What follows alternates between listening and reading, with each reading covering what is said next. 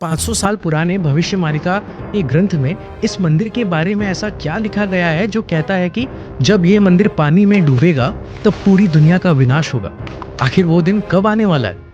और यह भी कहा जाता है कि लगातार 800 सालों से जगन्नाथ मंदिर में हर दिन ध्वज बदला जाता है, लेकिन अगर किसी दिन ये ध्वज नहीं बदला गया तो मंदिर 18 सालों के लिए बंद हो जाएगा। आखिर इसके पीछे का रहस्य क्या है? और एक बात और, मंदिर के मुख्य द्वार से प्रवेश करते समय 22 सीढ़ियां पार करनी होती, लेकिन इसमें से तीसरी सीढ़ी पर पैर रखना सख्त मना है। ऐसा क्यों? इन सभी प्रश्नों के उत्तर और जगन्नाथ मंदिर का पूरा इतिहास, साथ ही इससे जुड़े 15 ऐसे रहस्य जो विज्ञान और आस्था दोनों के नजरिए से आपको चौंका देंगे। तो आइए शुरू करते हैं इस अद्भुत और रहस्यमय डॉक्यूमेंट्री को, जो आपको जगन्नाथ मंदिर की परंपराओं, अद्भुत वास्तुकला और अनसुलझे रहस्यों की गहराइयों में ले जाएंगे। 15 जून 2015 रात के ठीक 12 बजे पूरा जगन्नाथपुरी शहर अंधेरे में डूबा हुआ था। लेकिन ये कोई साधारण बिजली कटौती नहीं थी। ये फैसला सोच समझ कर लिया गया था, और इसका कारण भगवान जगन्नाथ मंदिर के गर्भगृह में एक बेहद गुप्त और रहस्यमय प्रक्रिया का चलना था। उस रात भगवान कृष्ण का असली दिल प्राचीन मूर्ति से निकाला जा रहा था और उसे एक नई मूर्ति में स्थापित भी किया जा रहा था। पूरी शहर को अंधकार में रखना इस प्रक्रिया का एक अनिवार्य हिस्सा था, और इसे देखने वाले एकमात्र व्यक्ति ने जो खुलासा किया वो आपको झंझोड़ कर रख देगा। लेकिन सवाल ये है कि आखिर ऐसा क्यों किया गया? और सबसे बड़ा सवाल, क्या वाकई भगवान कृष्ण का दिल 5000 साल से भी ज्यादा समय तक सुरक्षित रह सकता है, या ये एक सिर्फ प्राचीन उन्नत उपकरण है जो मांस और मांसपेशियों से नहीं बना? जगन्नाथ मंदिर के नियम और कानून इतने सख्त हैं कि इस पवित्र स्थान में पूर्व प्रधानमंत्री इंदिरा गांधी, रविंद्रनाथ टैगोर, अंबेडकर साहब और महात्मा गांधी जैसे बड़े व्यक्तियों को भी प्रवेश की अनुमति नहीं थी। जगन्नाथ मंदिर भारत के उड़ीसा राज्य के पुरी शहर में स्थित है, और इसे दुनिया के सबसे रहस्यमय मंदिरों में से एक माना जाता है। जगन्नाथ का अर्थ है जगत के स्वामी। बद्रीनाथ, द्वारिका और रामेश्वरम के साथ पुरी का जगन्नाथ मंदिर भी हिंदू धर्म के 4 पवित्र धामों में से एक है। इस मंदिर का उल्लेख प्राचीन ग्रंथों जैसे ब्रह्म पुराण, नारद पुराण और स्कंद पुराण के उत्कल खंड में मिलता है। ऐसा माना जाता है कि ये मंदिर सदियों की शुरुआत से ही अस्तित्व में है, और इसकी दिव्यता आज भी भक्तों को अपनी ओर आकर्षित करती है। जगन्नाथ मंदिर का सबसे बड़ा और सबसे अनसुलझा रहस्य है ब्रह्म पदार्थ, जिसे भगवान श्री कृष्ण का हृदय भी माना जाता है।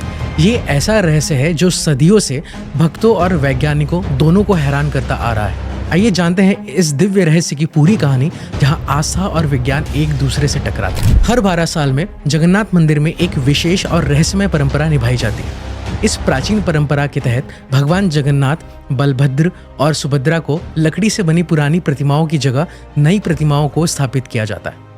लेकिन इन पुरानी प्रतिमाओं में मौजूद एक दिव्य तत्व को संभाल कर नई प्रतिमा में स्थानांतरित किया जाता है। इसे ब्रह्म पदार्थ कहा जाता है। ये रिचुअल इतना पवित्र और गुप्त होता है कि इसे निभाने के लिए कई बड़े बड़े प्रबंध किए जाते हैं। इस रात पूरी शहर की बिजली पूरी तरह काट दी जाती है। हर जगह अंधेरा कर दिया जाता है। मंदिर की सुरक्षा CRPF के कमांड में रहती है, और किसी भी व्यक्ति का मंदिर के अंदर जाना सख्त मना होता है। इस प्रक्रिया को केवल मंदिर के मुख्य पुजारी ही संपन्न करते हैं, लेकिन उन्हें भी ब्रह्म पदार्थ का रहस्य जानने की अनुमति नहीं होती। इसलिए उनकी आंखों पर पट्टी बांधी जाती है और हाथों में मोटे दस्ताने पहनाए जाते हैं। ये सब इसलिए ताकि वो ना देख सके और ना ही महसूस कर सके कि ब्रह्म पदार्थ वास्तव में क्या है।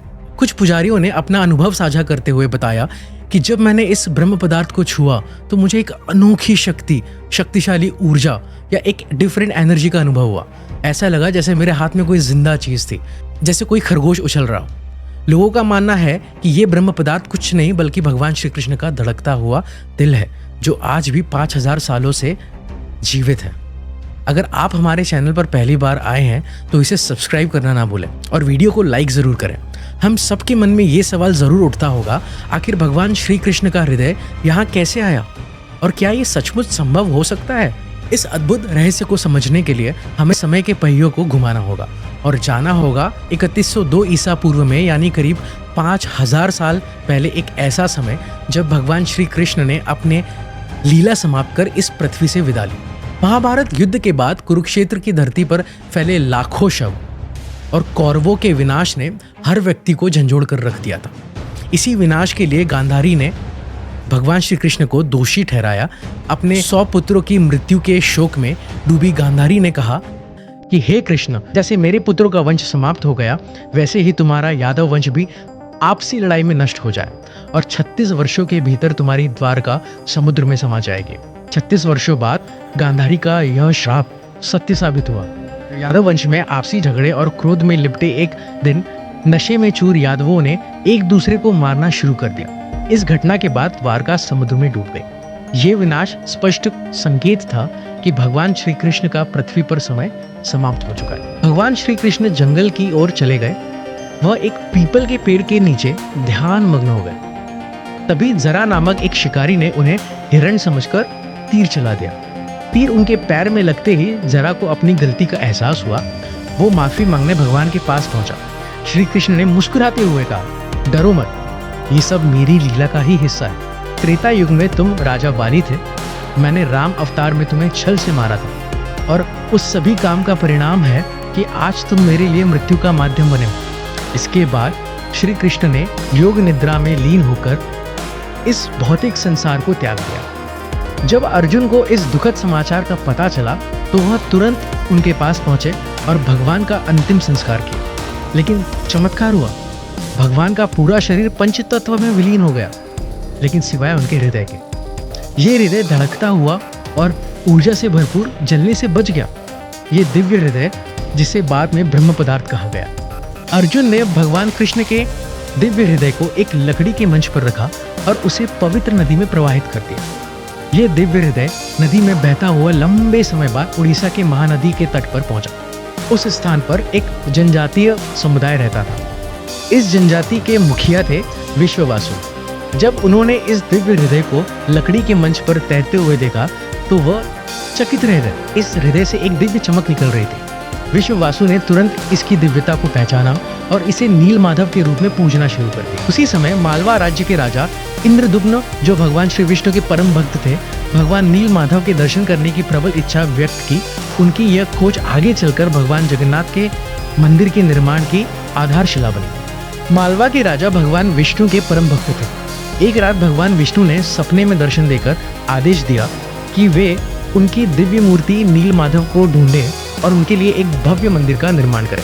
भगवान ने संकेत दिया कि ये मूर्ति नीलांचल में छिपी हुई है। राजा ने अपने ब्राह्मण पुजारी विद्यापति को नील माधव की खोज के लिए भेजा। कई दिनों की कठिन यात्रा के बाद विद्यापति ने आदिवासी मुखिया विश्ववासु के बारे में सुना, जो एक गुफा में छिपी दिव्य मूर्ति की पूजा करता था। विद्यापति ने नील माधव की पूजा की अनुमति मांगी, लेकिन विश्ववासु ने इसे अपनी जनजाति का रहस्य बताते हुए मना कर दिया। विद्यापति ने तब चालाकी से उनकी बेटी ललिता से विवाह कर लिया और इस प्रकार विश्ववासु का विश्वास अर्जित किया। ललिता के माध्यम से विद्यापति ने विश्ववासु को मनाया और उस गुफा तक ले जाने के लिए राजी कर दिया। यात्रा के दौरान विद्यापति ने चुपचाप रास्ते में सरसों के बीज गिरा दिए ताकि वह वापसी पर रास्ता पहचान सके। जब विद्यापति ने पहली बार नील माधव की मूर्ति देखी तो उसकी दिव्यता से वो मंत्रमुग्ध हो गया। तुरंत उन्होंने राजा इंद्रदुम्न को इस अद्वितीय मूर्ति के बारे में सूचित किया, लेकिन जब राजा गुफा पहुंचे तो मूर्ति वहां से गायब थी। विश्ववासु ने मूर्ति को छिपा दिया था, ये सोचकर कि राजा इसे अपने साथ ले जाएंगे। इस घटना से राजा इंद्रदुम्न बेहद दुखी हुआ। तभी भगवान विष्णु ने फिर से उन्हें अपने सपने में दर्शन दिए और निर्देश दिया कि पुरी के समुद्र तट पर जाएं। भगवान ने कहा, एक विशाल पेड़ बहकर आएगा, उसी पेड़ से मेरी नई मूर्ति बनाओ। राजा ने आदेश का पालन किया और समुद्र तट पर अपने सेवकों को भेजा। वहां उन्हें वह विशाल नीम का पेड़ मिला जिस पर भगवान विष्णु के प्रतीक शंख चक्र, गदा और कमल उके हुए थे। लेकिन पेड़ को काटना आसान नहीं था। कई प्रयासों के बावजूद भी पेड़ अपनी जगह से हिला ही नहीं। अंततः आदिवासी मुखिया विश्ववासु की सहायता से ये पेड़ पुरी तक लाया गया, लेकिन कोई भी कुशल कारीगर उस लकड़ी से नील माधव की मूर्ति नहीं बना सका। सभी कारीगरों ने राजा से कहा, हे महाराज, ये लकड़ी इतनी मजबूत है कि हमारे हथौड़े और छेनी का इस पर कोई असर नहीं होता। कृपया हमें माफ करें, हम ये कार्य करने में असमर्थ हैं। इस स्थिति से निराश राजा इंद्रदुम्न ने भगवान विष्णु की प्रार्थना की। भगवान विष्णु राजा के सपने में प्रकट हुए और कहा, हे राजा, देवताओं के दिव्य वस्तुकार विश्वकर्मा की पूजा करो, वह ये कार्य पूर्ण करेंगे। राजा ने भगवान की सलाह मानी और विश्वकर्मा की प्रार्थना की। कुछ दिनों बाद विश्वकर्मा एक बूढ़े आदमी के रूप में प्रकट हुए और राजा से बोले, हे महाराज, मैंने सुना है कि आप एक मूर्ति बनाना चाहते हैं। राजा ने पूछा, क्या ये आप कर सकते हैं? विश्वकर्मा ने उत्तर दिया, हाँ, लेकिन मेरी कुछ शर्तें हैं। विश्वकर्मा ने कहा, मैं भगवान विष्णु की मूर्तियां एक बंद कमरे में 21 दिनों में बनाऊंगा। इस दौरान मुझे कोई परेशान नहीं करेगा। अगर किसी ने दरवाजा खोला तो मैं मूर्तियों को अधूरा छोड़ दूंगा। राजा ने इन शर्तों को मान लिया और विश्वकर्मा ने काम शुरू कर दिया। शोर मचाते हुए दरवाजा बंद हुआ। छेनी और हथौड़े की आवाजें सुनाई दी, लेकिन जब 15 दिन बाद भी कोई आवाज नहीं आई तो रानी गुंजा चिंतित हो गई। उन्होंने राजा से कहा, महाराज, शायद वो बड़ी भूख से मर गया है, हमें दरवाजा खोलना चाहिए।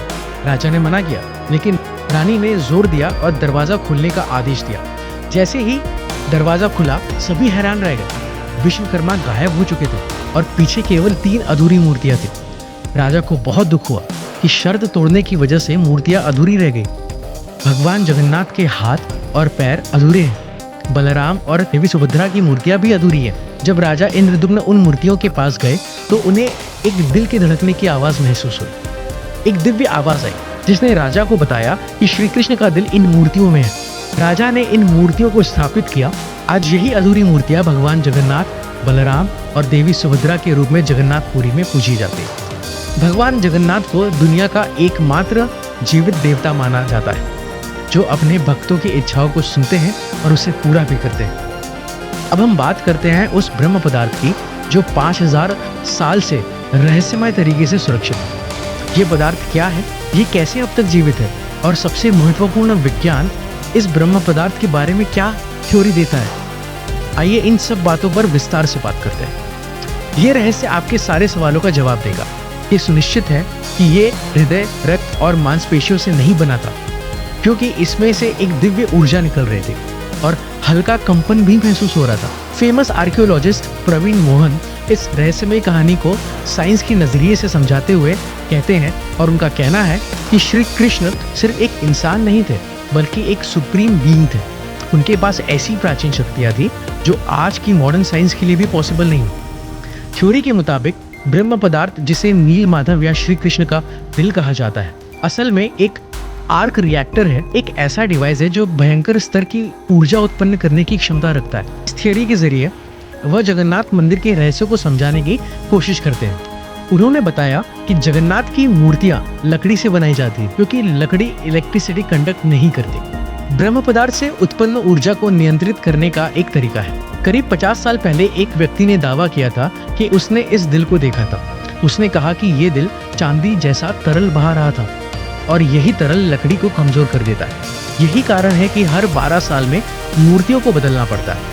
उस व्यक्ति ने यह भी दावा किया था, दिल को जब प्रकाश में लाया जाता है तो ये चक्र की तरह घूमने लगता है, जोर से वाइब्रेट करने लगता है। उसने कहा कि ये दिल अश्व धातु से बना है। इसके अलावा जब इस ब्रह्म पदार्थ को मूर्ति से बाहर निकाला जाता है तो ये सक्रिय ना हो जाए, इसे रोकने के लिए पूरे शहर की बिजली बंद कर दी जाती है। ये प्रक्रिया आज भी वैज्ञानिकों और श्रद्धालुओं के लिए एक रहस्यमय बनी हुई है। ये था ब्रह्म पदार्थ यानी भगवान श्री कृष्ण के हृदय का रहस्य, जिसे आज तक विज्ञान भी पूरी तरह से सुलझा नहीं पाया।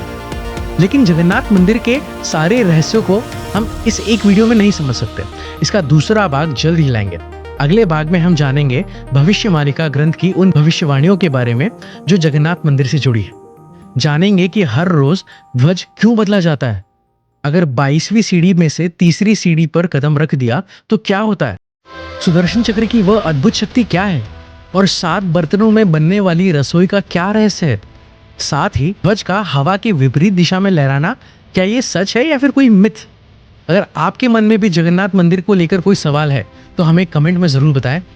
हम दूसरे भाग में उन सारे पार्ट्स को कवर करेंगे। तो दोस्तों, आपको ये वीडियो कैसा लगा कमेंट करके ज़रूर बताएं और चैनल को सब्सक्राइब करना मत भूलना।